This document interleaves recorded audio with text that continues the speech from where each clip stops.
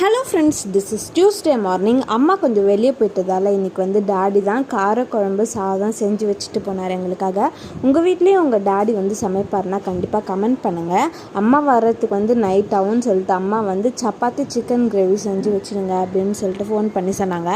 அதுக்கு தான் நானும் ஸ்வேதாவும் லோக்ஷியும் போயிட்டு சிக்கன் ஆனியன் எல்லாம் கொஞ்சம் வாங்கின்னு வர வேண்டியதாக இருந்துச்சு. கடைக்கு போய்ட்டு எல்லாமே வாங்கிட்டு வந்து ரெடி பண்ணுறதுக்கு ஸ்டார்ட் பண்ணியாச்சு.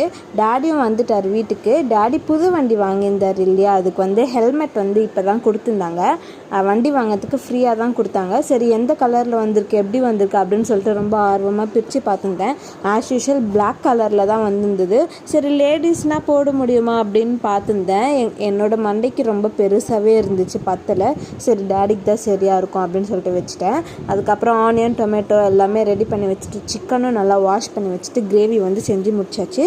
ஸ்வேதாவும் சப்பாத்தி போட்டு எடுத்துட்டா. ஸோ டே இப்படி தான் போச்சு.